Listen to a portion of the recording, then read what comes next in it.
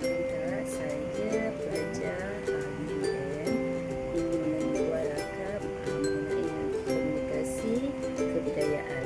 Okey, boleh akak cerita sikit tentang latar belakang akak, nama, umur, negara asal dan pekerjaan.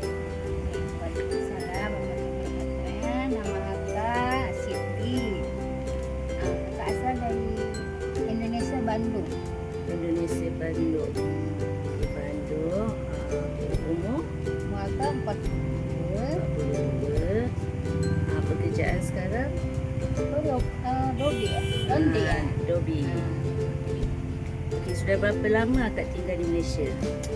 Kalau ini ingatkan akak dah 11 tahun ya. 11 tahun. Okey. Okey, apa bahasa yang akak fasih dalam komunikasi lah dengan orang Malaysia? Bahasa Melayu. Bahasa Melayu je, Inggeris tak tahu? Ini sikit-sikit. Melayu dan Inggeris lah. Sikit-sikit tahu faham. Pengalaman, saya nak cerita tentang pengalaman komunikasi ya. Okey, bagaimana pengalaman akak berkomunikasi dengan orang Malaysia? Komunikasi dengan orang Malaysia.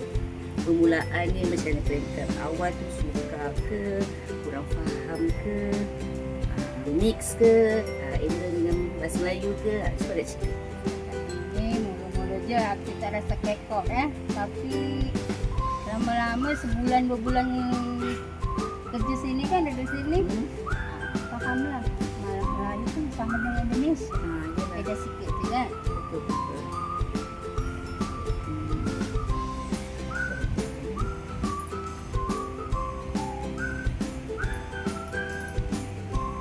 Okey, apakah perbezaan paling ketara antara budaya akak dengan budaya Malaysia? Okay, dari segi bahasa ke, ada tak beza macam dialek? Kalau macam orang Malaysia kan, ada dia punya lembut dia, sopan santun dia kan. Contoh macam mana saya cakap, kalau bahasa Indonesia ada dialog dia kan, yang macam ada kasar, ada lembut. Indonesia lagi banyak macam.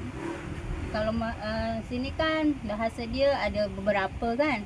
Kalau Indonesia lagi banyak, tapi setakat ini sama je lah kamu kakak. Tak ada bezaan, sama je. Dia apa kau cakap tu, Nada logat suara, ya. nada suara, dia lorat, tu, lorat, macam ni je. Okey.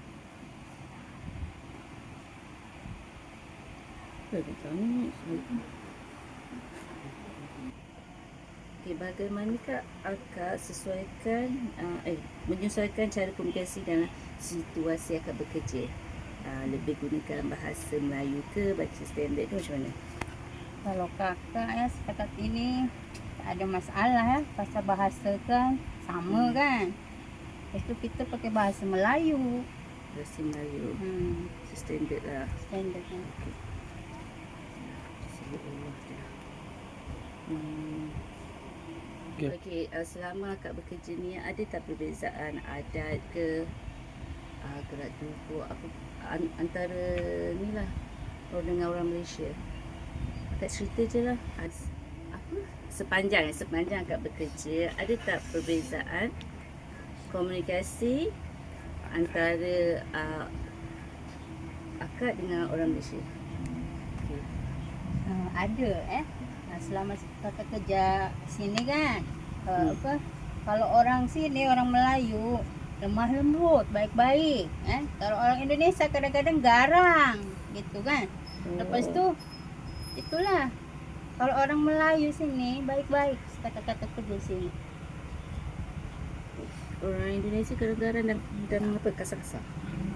Taklah kasar. Tegas. Jadi macam itulah. Garang lah, tegas. Garang Tak dan ada tegas. apa basa-basi gitu. Oh, tak ada bahasa lemah lembutnya. Betul. Orang Malaysia kan dia ada. Lemah lembut. Kalau dari segi adat tu macam mana ya? Adat sama kot. Sama lah. Adat sama. Ya. Okey, selama akak bekerja, apa yang akak boleh rumuskan di negara Malaysia? Sama akak kerja di Malaysia ni kan. Orang Malaysia ni satu unik-unik. Lepas tu dia ramah-ramah, lemah lembut kan. Tapi menurut kakak itu semua sama aja, tapi bahasa aja yang lain kan. Lepas tu orang Malaysia ni baik-baik loh. Kalau datang kan, Assalamualaikum gitu, bagi salam. Tu sopan santunnya bagus lah. Okey. Lepas tu orang Malaysia ni, Dobi ni Ya, ramai customer yang hantar cuci. suatu tu. Okeylah Kak. Okey. Okey Kak, terima kasih sudi apa kita membual. Okey. Minta maaf kakak.